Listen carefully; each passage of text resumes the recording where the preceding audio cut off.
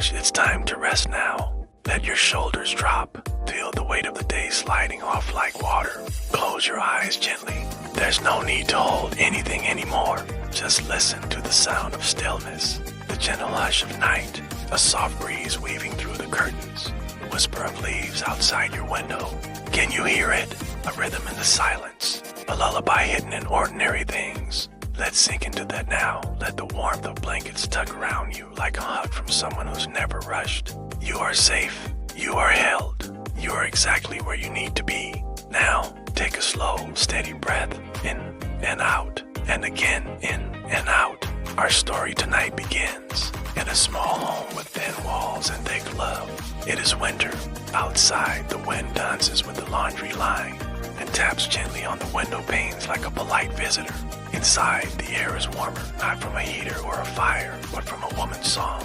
She stands by the sink, not tall, not young, but she stands like a tree that has weathered many seasons. The house is silent except for the soft creak of old wood and the sound of water flowing.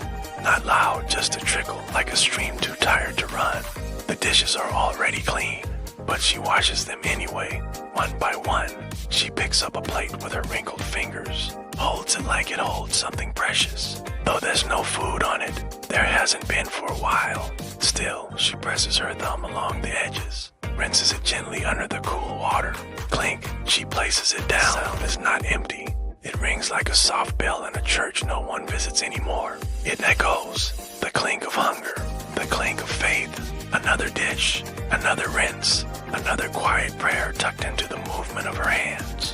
Her lips part, and a hum escapes. Not a song with words, but a sound of vibration. Low and warm, like lullabies sung long before memory.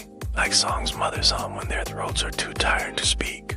The children are sleeping. 3 little bodies curled in one bed. Toes peeking from under threadbare blankets. Dreaming, perhaps, of full bowls and sunny days. She doesn't cry.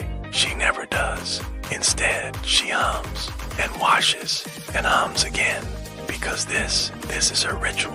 When she has nothing left to give, she still gives sound and warmth and presence. The plates remember. The cups remember. They've known feast and famine alike. They've held soup so fragrant it made neighbors peek through windows and held nothing but hope scraped and spread thin like butter on bread. Tonight, they hold silence. And that, too, has weight. She pauses to look outside. Moonlight pours over rooftops. The shadows are kind tonight, long but not sharp. A cat walks the edge of the wall, tail high like a flag.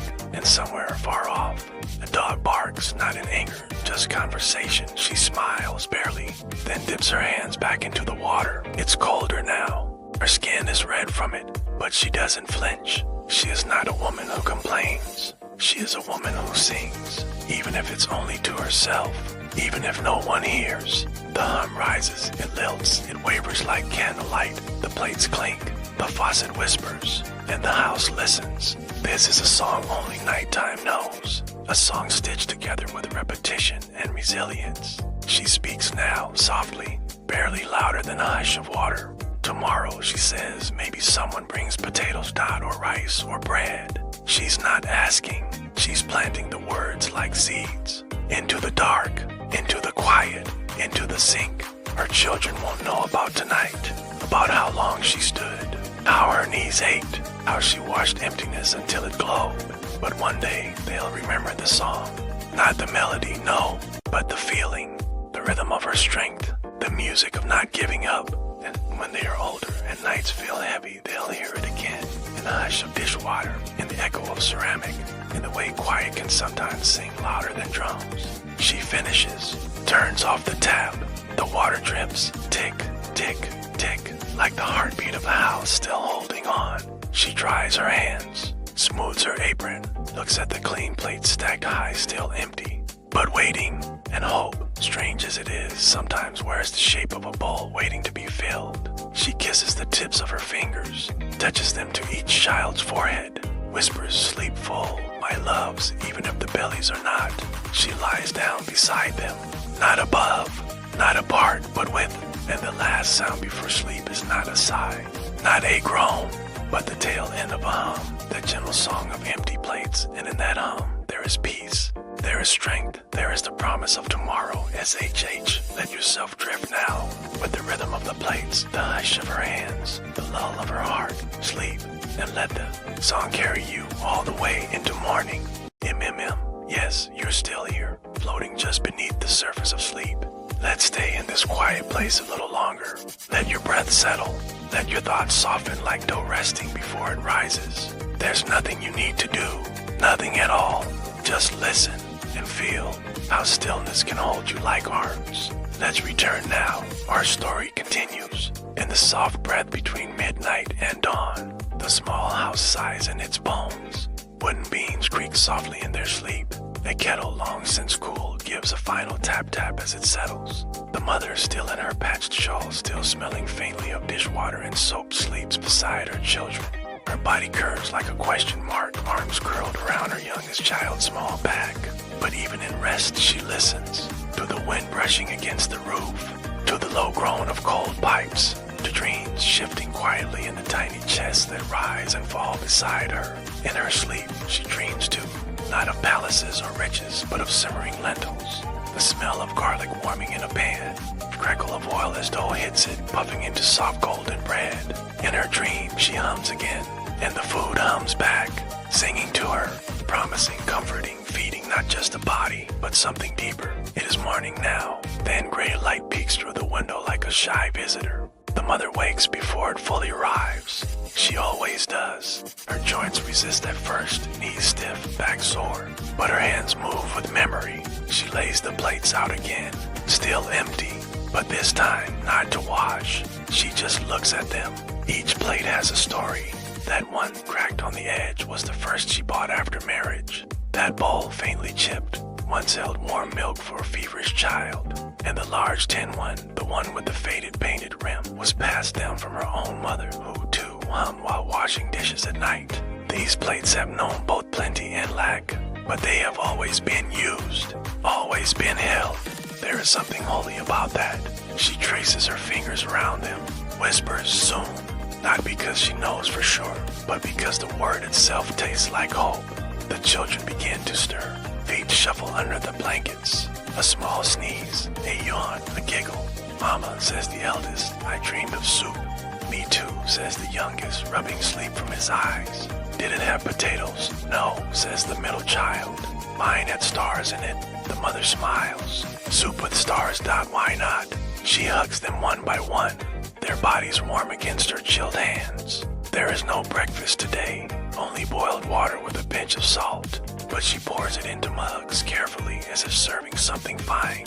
They drink it slowly, their eyes on her trusting quiet, brave in the way only children can be when they do not yet know how close the line is between enough and not enough. Toward, they help her put the mugs away. Clink, clink, the song returns, faint but faithful. Later, the mother steps outside. She wraps her shawl tight around her shoulders. The sky is still pale, still deciding what kind of day it will be. She walks toward the neighbors. Gardener, the old man that grows herbs, mostly mint and coriander, and sometimes trades a bundle for help with sweeping or repairs. She offers her hands. He nods. No words needed. She works slowly, pulling weeds, tying bundles of drying leaves, sweeping the cracked path where ants march proudly. Her fingers ache, but there's joy in it. The scent of mint lifts into the air, bright and green, like waking up with the sun on your face. He hands her a small cloth bag before she leaves heavy. Something clinks inside.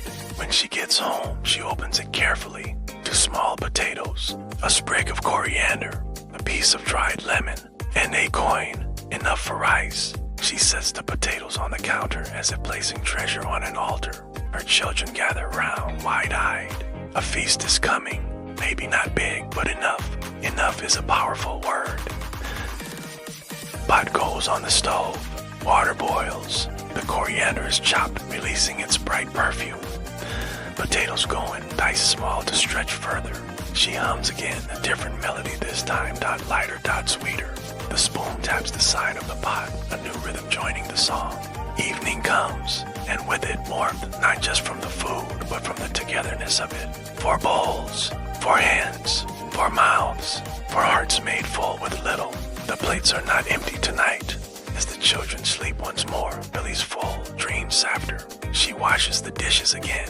Clink, clink, clink. But now the song has changed. The hunger is still there, but so is hope.